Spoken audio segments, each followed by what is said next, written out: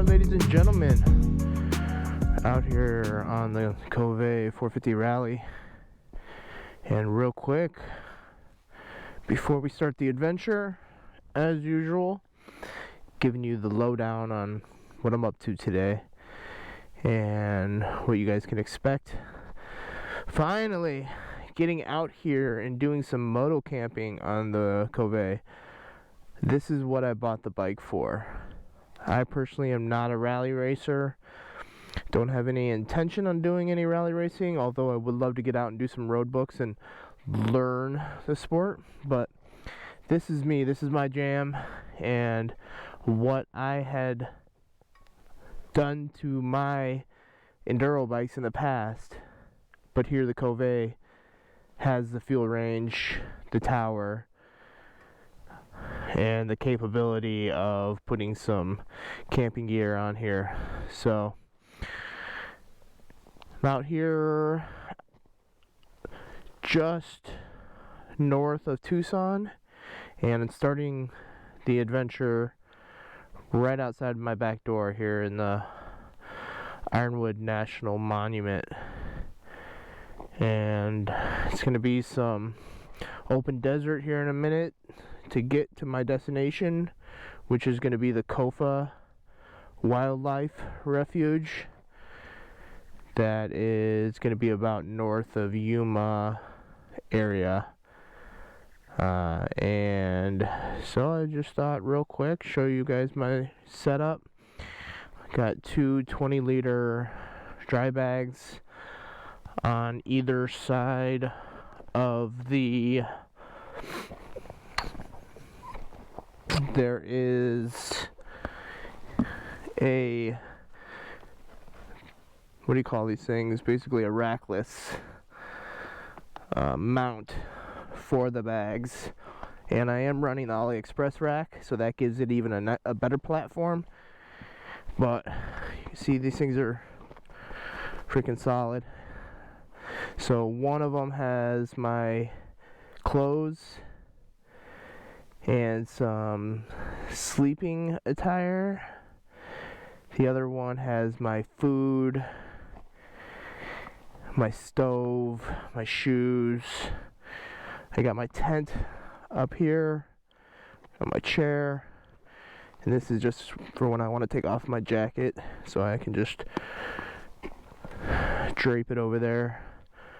And so yeah, it's just gonna be a one night out and back, kind of more than anything a shakedown ride with the Kove in the moto camping setup. So come along for the ride, and I'll let you guys know my impressions. I always feel so overpacked, and here I am trying to run as light as I possibly can, and yet I feel like a robot getting on and off of the bike, and feel just stiff until the bike's moving, and then it's all good. I just don't get it. You know, I'm inspired by people like obviously Itchy Boots and Landon Bischoff. I don't know how to say his name, sorry bud, and other people like that. And you know, I can't get out there and I can't live my life on the road because I have a family and a full-time job. But to get out there for a weekend, you know, it's going to be a good escape, much needed time out on the bike, out in nature, and seeing some new areas. So yeah, I just, you know, although I'm inspired by those people, what I was getting at was I'm inspired by those people, but when I see how much stuff they have with them, I'm like, my lord, like, how do they do that? But so I'm trying to run light, and I was watching a lot of content recently, and you know, some of the people I gotta give huge shout outs to, Mike Glover and Fieldcraft Survival, Backcountry ADV, and some others who are just putting out some content that's really up my alley, talking about, you know, the ultimate bug out mode of transportation.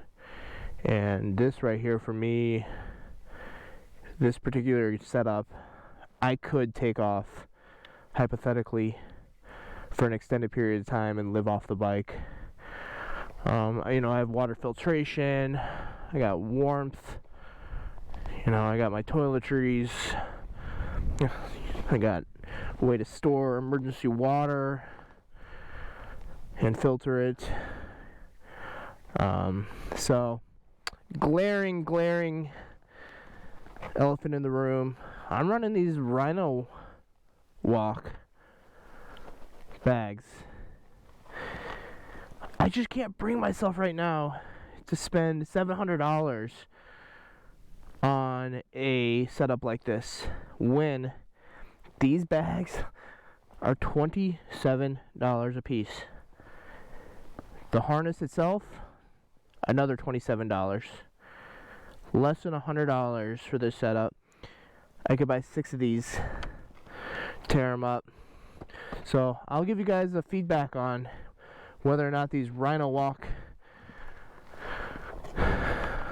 stuff is worth it. It seems to be well made, but then you can see, for instance, where this seam is stressed, you can actually see the stitching pulling. Whether or not it's actually going to rip is another question yet to be seen. But I'm liking them. They seem to be quality. They have an inner zip out waterproof liner. That's nice. And they just have these 4 buckles that clip onto the harness, and then I just have some rock straps as additional. So, alright guys, I think you've heard me blab enough. Let's get out there on the ride. Try to make this one shorter and more concise. Hour and 10-minute videos. Obviously nobody's watching those, so I need to learn how to make 10-15-minute videos out of a weekend camping trip. That's my challenge. So I do have my media mod and mic set up today. Whether or not it's actually picking up audio, I'm not sure. So thanks guys. Alright, that's it. Did the short little shakedown to get here. Bike feels good, feels heavy, feels stable. Yeah, everything seems secure with the bags. Now the funky way of getting on and off the bike. Thank goodness for this robust kickstand.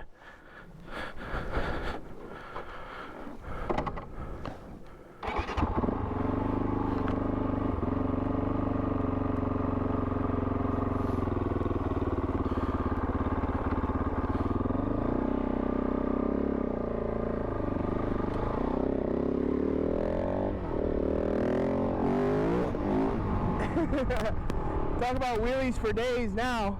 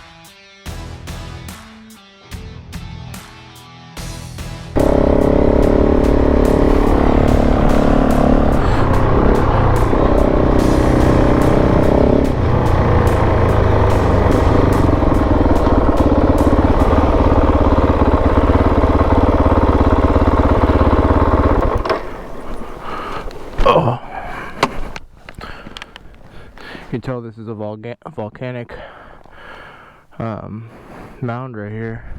But crazy thing about riding here in Arizona is that you could only do it certain times. One, the heat.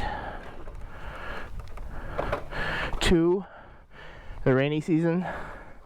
This stuff would be absolutely impassable if it was raining really hard and this was just straight mud, because this is like clay. And along this fence line trail there were a couple of sections, and I mean they were just bottomless pits of clay, and the trails around them, how slick they were. I mean, I've seen nightmare stories of people in clay situations, and yeah, so definitely gotta take that into consideration when traveling in Arizona.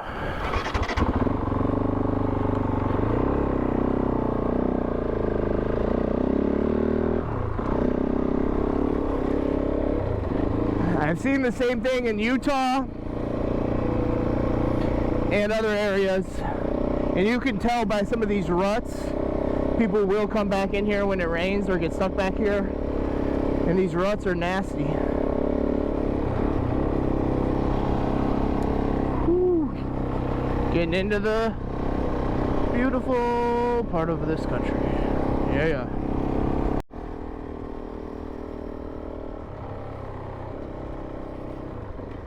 Look at that, it goes from sand to like volcanic rock.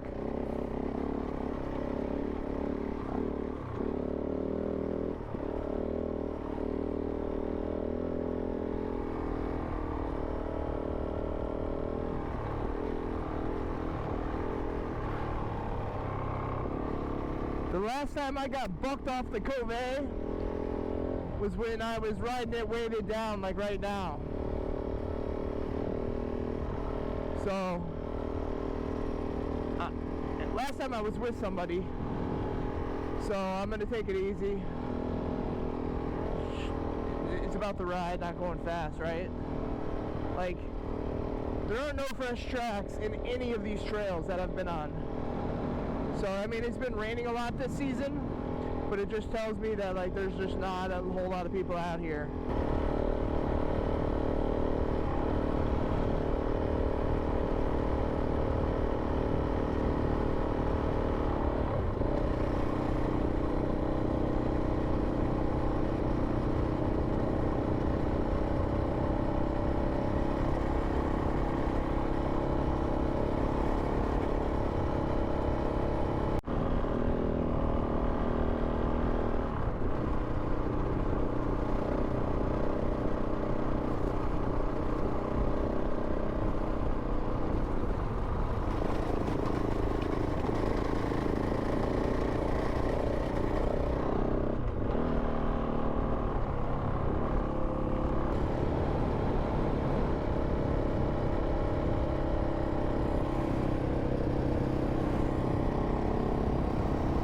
Looks like sand, straight into sand. Look at this. Woo, silty sand.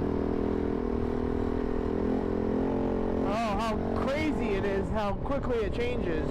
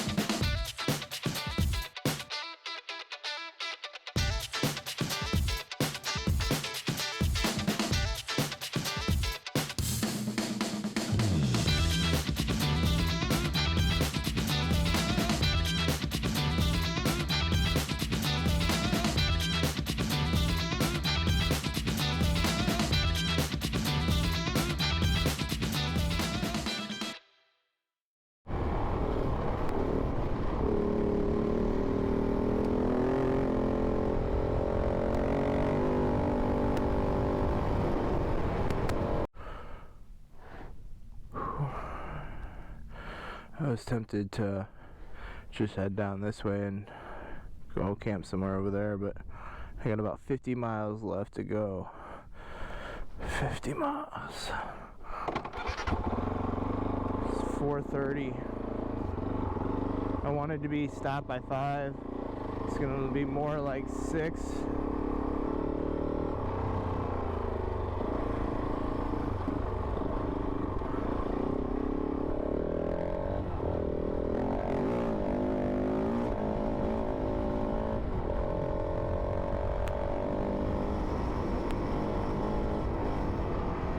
At least 6, especially if it's like this. Even later, maybe. I think sunset's around 7.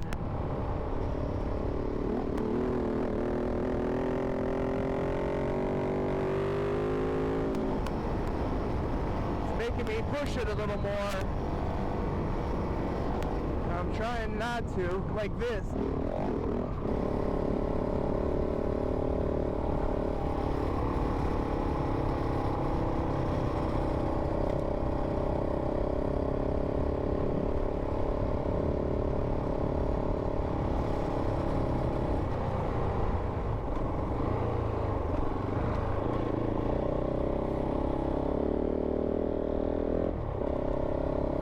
Like a moonscape.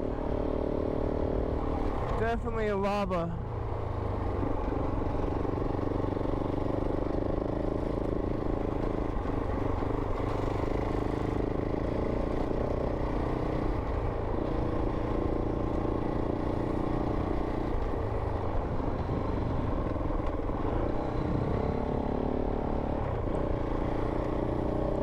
So turned around. I mean, just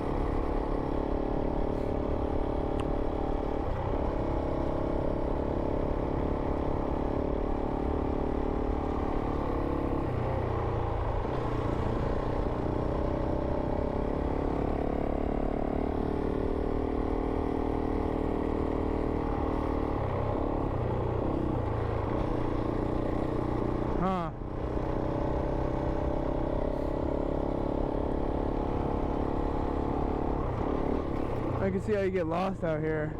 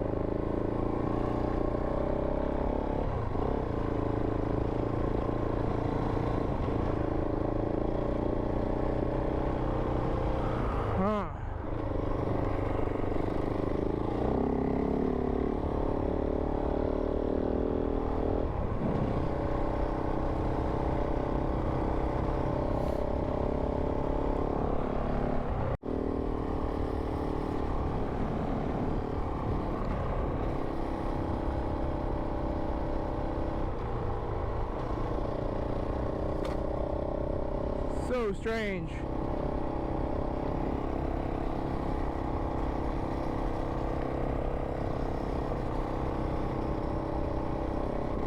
Ooh. Oh.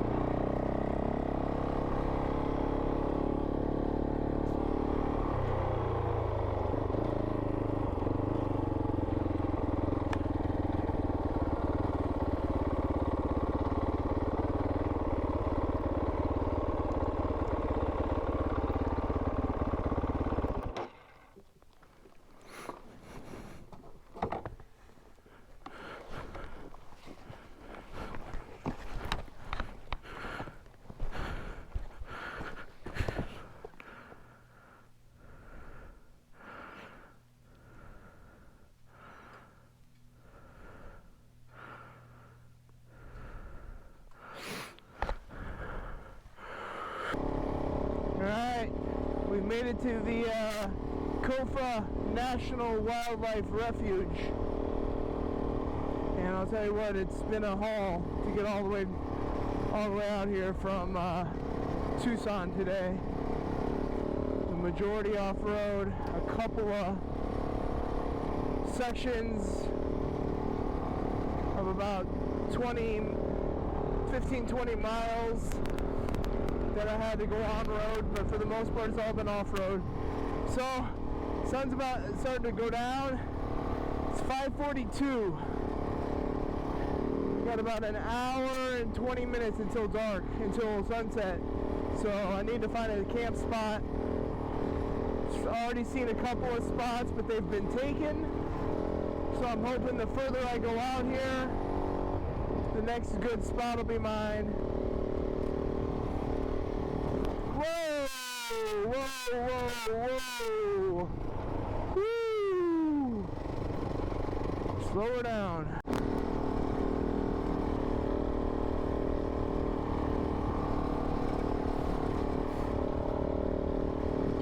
Alright, I can feel it. We're getting close. Getting close. These are some sharp rocks. A lot of embedded, sharp, volcanic rock.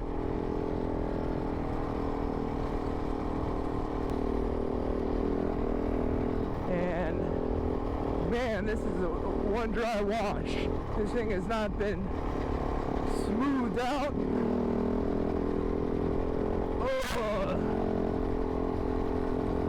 this is rough. Woo!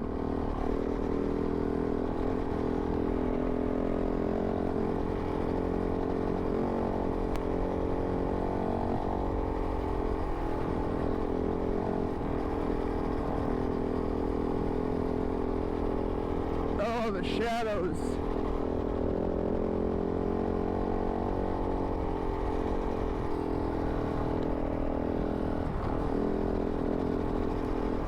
Woo!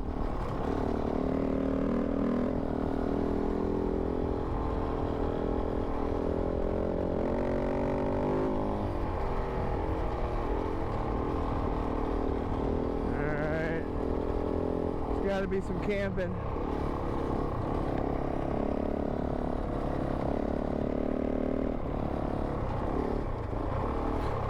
Some camping somewhere up here. Ooh, look at this.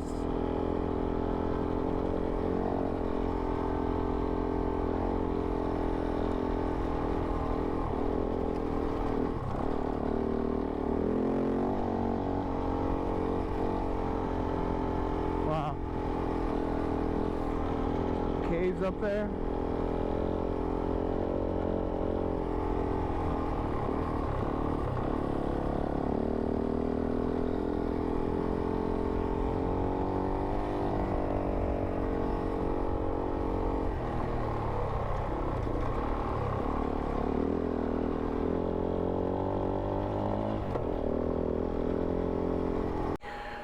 Alright, the sun's about to dip below that ridge over there.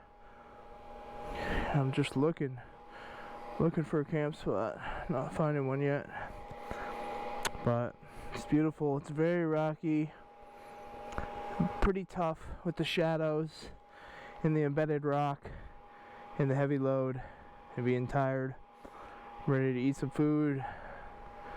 So that's hopefully I'm back with a good report here in a minute. Woo! This is way more Sonoran desert than I anticipated. All right, there's a spot. I may come back to that spot because it's in here where it's nice and shaded. Or nice and blocked from the wind. There's been some crazy, not crazy, but some pretty good technical riding in through here. If there's anybody back here, they earned it. Cause it's not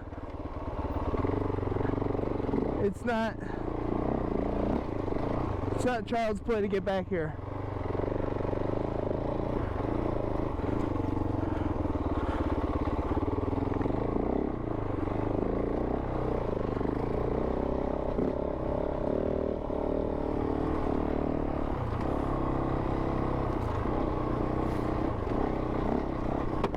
Woo! Skid plate doing its job.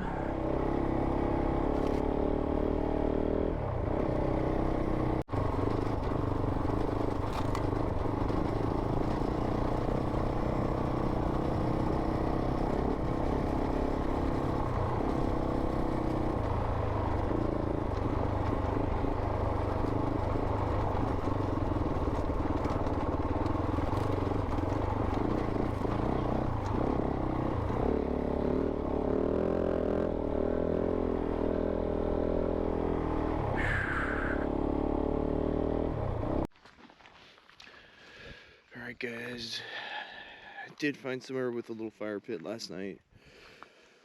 Did not find the cabin. It's either further down or I missed it. It was cold last night.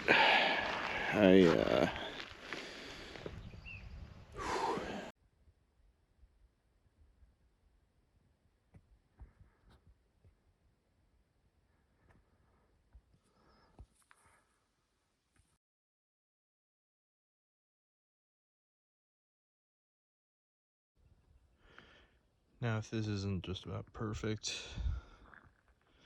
I don't know what it is, but just having my second cup of coffee, and might be able to give you a little glimpse.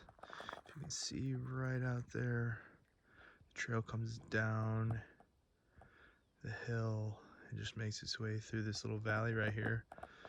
And I was blocked last night. That's west right there, so the wind coming from the west was nice and blocked. I had like zero wind right here last night, so I'm tucked in this nice little valley.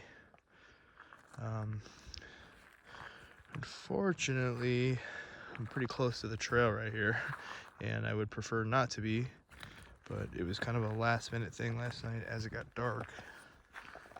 And but this is really remote, and nobody's been by since I've been here. By the time I get packed up, shouldn't still see anybody. So yeah, on a beautiful camp spot. It was cold last night, and uncomfortable. I don't know how people do this on a regular basis. I'd prefer to just stay at a motel or a hotel along the route, but I definitely wouldn't have been able to wake up to this beautiful sunrise. I can't even tell the last time I saw a sunrise. So I'm just chilling here. Was able to find enough shrubbery around and have a nice fire for about an hour and a half last night before going to bed. And yeah, so cheers. Let's get packed up and head back out on the trail.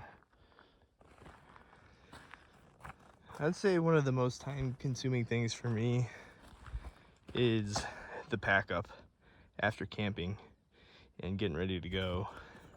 I got up when the sun rose, and it took me at least an hour and a half, 2 hours to make my coffee, make my food, pack everything up, get dressed, and I'm still not done, but I just wondered, if people had any techniques or strategies to the breakdown, because it takes a while.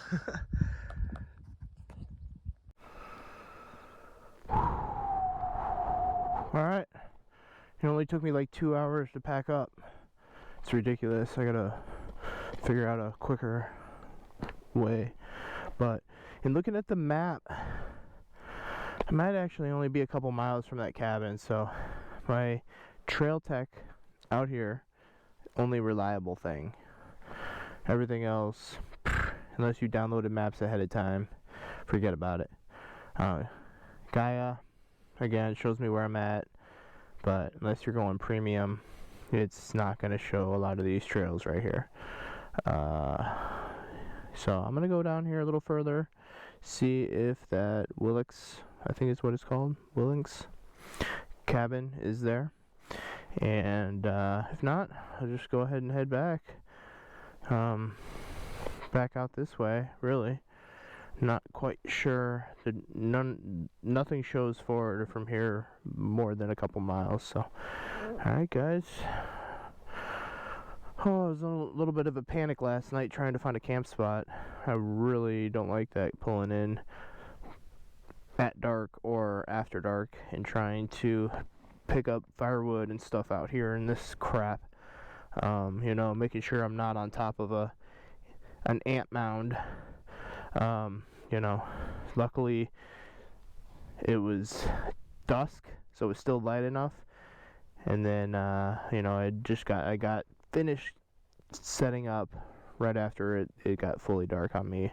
And you should have seen the stars out here last night. I actually saw one of the SpaceX launches. I just look up over here. I'll show you a picture of that. But yeah, it's pretty cool. So let's get on with it.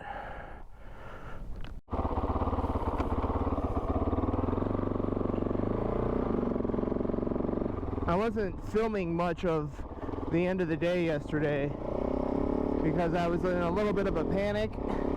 Not panic, just urgency and needing to find somewhere to stay in. I did not want to go down or get hurt right at the end of the day.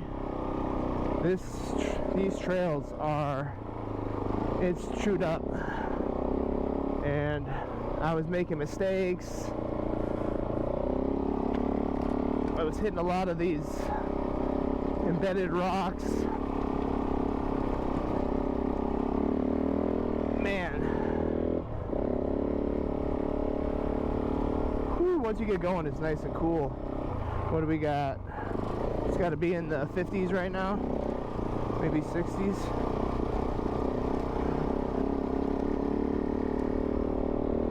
So I went back to that camp spot after passing it up, driving like I went 2.5 miles down a wash, only to find some overlanders at the end of it where the fence says you can't go any further. So for the sake of not crashing their party, I just flipped a U-ey and went back to the last camp spot that I saw. And you know, at that point it was trying to spot something along the way, and like, okay, if I don't find anything, I'm gonna go back to this spot. And just for peace of mind, I want to go down here a little further and see if I would have found that cabin. So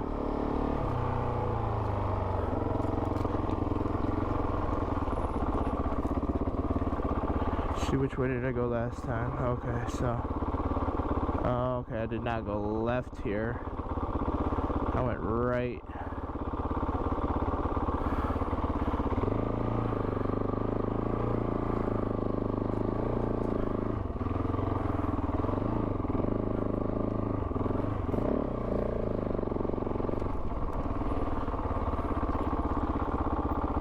No, I did go that way.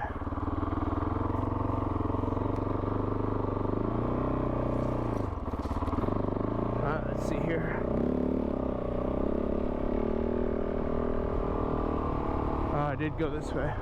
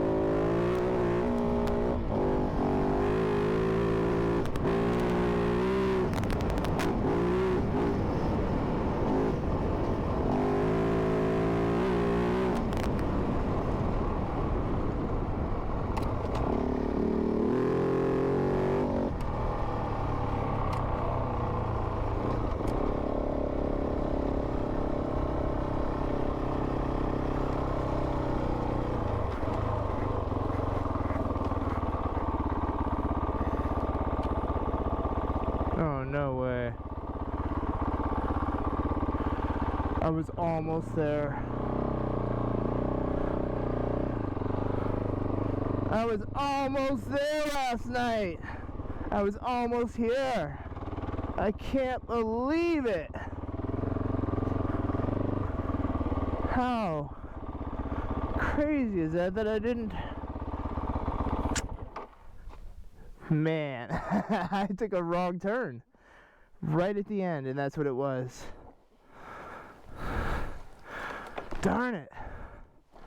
Oh well. I found a cool camping spot, and nice.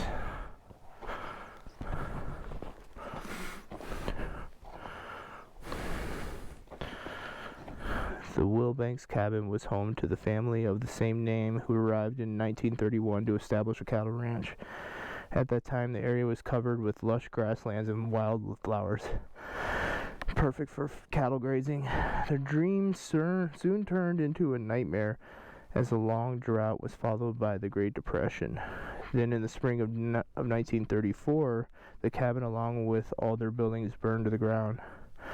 The Wilbanks preserved and rebuilt the cabin in its current configuration in the late 1930s. The public is welcome to spend the night in the cabin and experience the dream.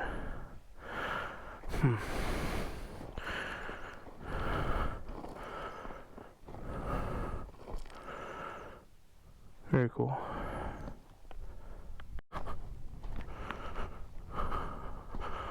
Huh.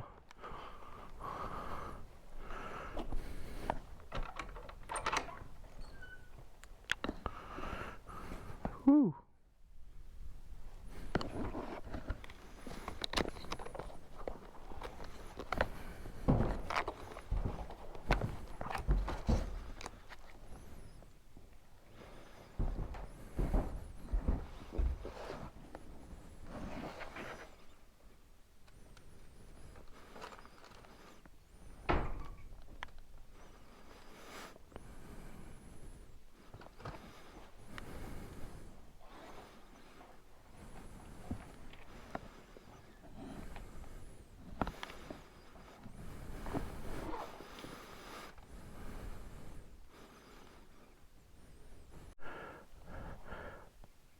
Well, I'm glad I got to see it. I'm not too upset because the views on my hilltop over there were much better. Now, if it would have been windy, if it would have been windy up there, this would have been much better. But yeah, cool. All right, on we go back home. What am I at? I'm exactly 250 miles, 251.8 miles to here.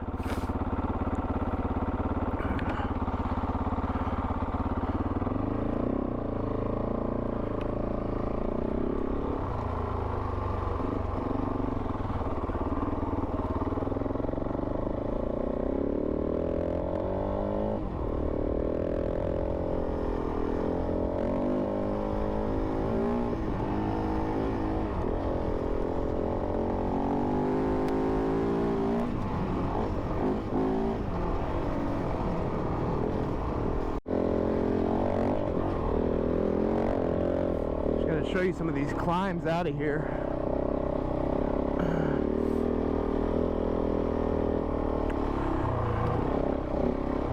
Man, when I was tired, I was making all kinds of mistakes. Nearly going off the track.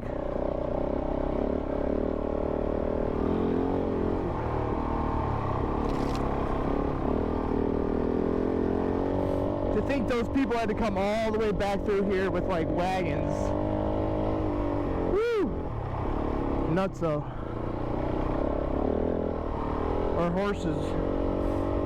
Horseback. I mean, horseback is pretty similar to a moto, but not nearly as quick, I guess, and as maintenance free. I mean, a motorcycle's not maintenance free, but horse requires a lot more. Oh man, all these purples and yellows.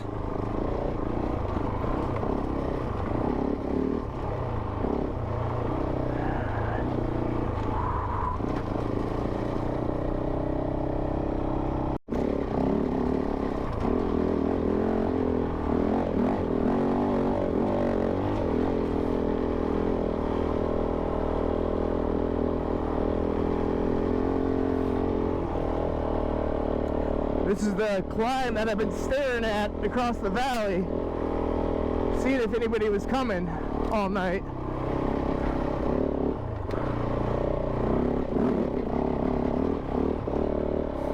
Man, coming down this was sketch. Coming up it is no less.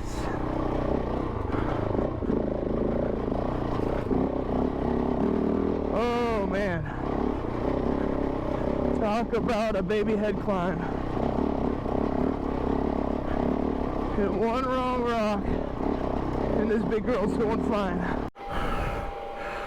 Just up here catching my breath after that climb. And then the bike cooled down just a little bit. Still at 193.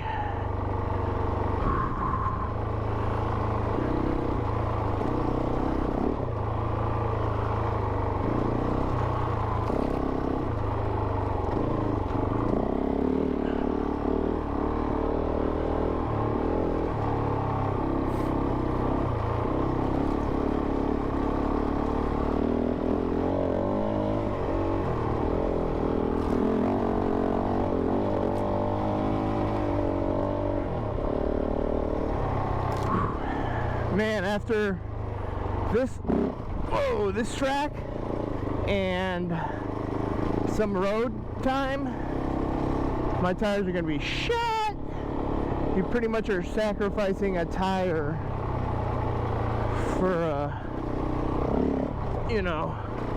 a trip like this. I mean, at least a cheap tire, a knobby tire, sure, a dual sport 50/50 tire, or less aggressive tire, but I need the full knobby out here, and I sacrifice longevity for traction and performance. Whoa. Whew. Even though, man, this front tire is about beat, with probably got, what do I got on the bike? 2,500 miles on the bike. Shit. Sorry again for cussing.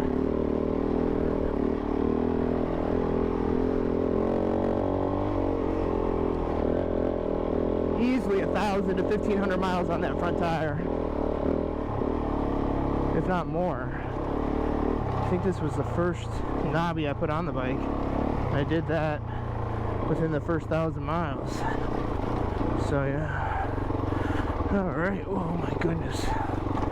Oh my goodness. Glad I'm rested and some food in me.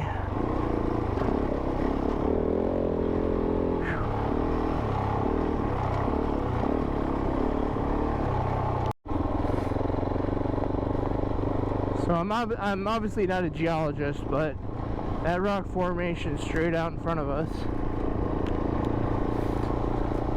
it's pretty cool. It almost looks like clear evidence of like tectonic, but it's not, but it's just like the rock sliding up the earth. You just wonder how that would be formed, It's like a cliff at an angle.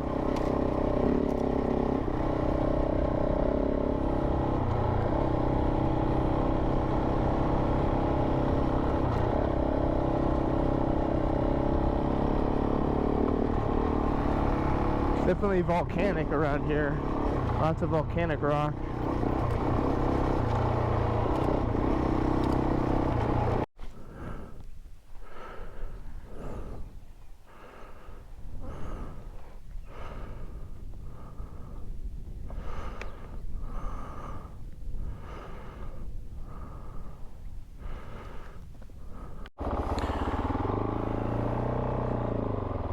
I'm hoping to catch some more. The wildflowers, the yellows and purples, oranges are just crazy right now. Oh wow. I hope the camera can pick that up.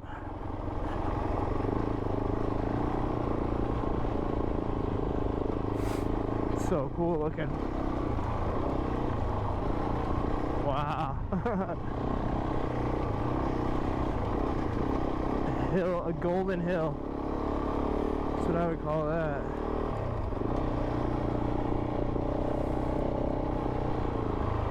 And white flowers.